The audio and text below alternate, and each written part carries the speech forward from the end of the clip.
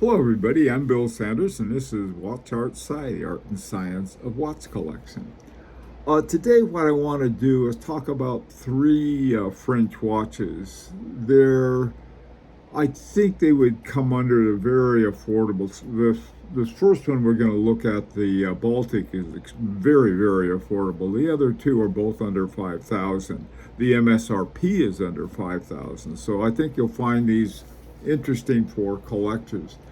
Now, the Baltic Heretic Tour Green is the thing I like about Baltic. They tell you everything. You know what you're buying, you know what you're paying for, and they lay it out. I mean, they really lay it out in detail. For example, they point out that the majority of the components are made in Hong Kong. In France, they do the assembly, and that's the administrative sort of branch of it, and they do the adjustment of the watches. And then in Italy, they have their what they call their accessory line. I would imagine this would be the band and some other parts. The caliber movement they use is the Miyota 9039. It's automatic hand winding. What they mean by automatic and hand winding, you can get it started. I generally wind my automatics about 40 winds from nothing. Then I let them take over from the automatic part. Another thing they have, well, this is 4 hertz, which is pretty typical, but they have the amount of error, minus 10 to plus 30 seconds a day, which isn't that good, but it's not terrible, but it's totally honest. And that's one thing that makes a whole lot of difference to me. It has a stop second device. That's the same thing as hacking. It's got about 42-hour charge to it, a 42-hour power reserve. That's, I would assume, when you're also moving the watches as well.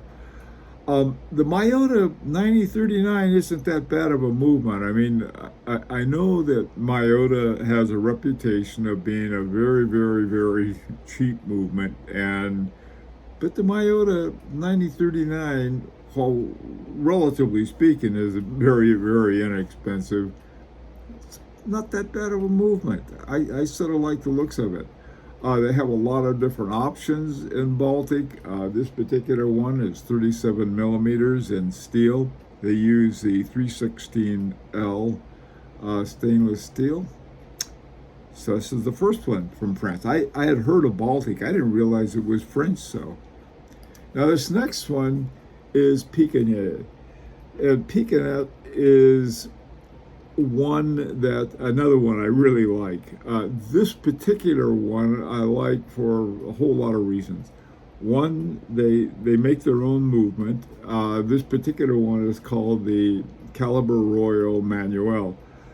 The thing about all of the Pequignet movements, or watches, I should say, is that the ones that are part of the line that they call the Royal all have a movement that was the Royal this and the Royal that. So that's something that they've invested in. This particular one, this Manuel, the reason because I like manual watches to begin with, is 3 hertz, 21,600 semi-oscillations per hour. It's a very pretty movement. One thing they have a 100-hour reserve, and if you flip it over on the back, you can see what they call the Grand Barrelet, the large barrel, and I probably butchered the France, and I apologize for that. But this is a very, very interesting watch. The MSRP on it is 3,600 euro, which is about, I don't know, it changes to about $3,800 maybe, something around that. And they also provided a total breakdown to show you all of the parts of their movement. I really like the looks of this movement for a watch with an in-house movement, this one I think is really a nice one. Now the third one that I want to talk about, the Dodane chronograph type 23 flyback. Now this has got an ETA Du Bois de Pras 42030 movement in it. And this, there were various other versions. There was a Type 21 and some others, but this one I think is considered for sort of the civilian market, whereas some of the other ones were very strictly military. I think the French Air Force used them. But anyway, this is pretty much of a standard chronograph for the Du Bois de Pras movement. I like the looks of it. It's got, for those of you who are into loom, it's got some very good loom. Now, the interesting thing I found about this, the MSRP is €3,400.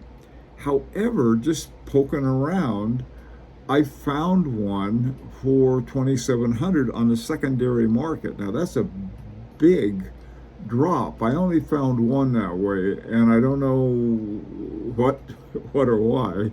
I doubt it would be someone who would take a lot of time to do for that little money, would do a fake one. So sometimes you can find some pretty good deals on these.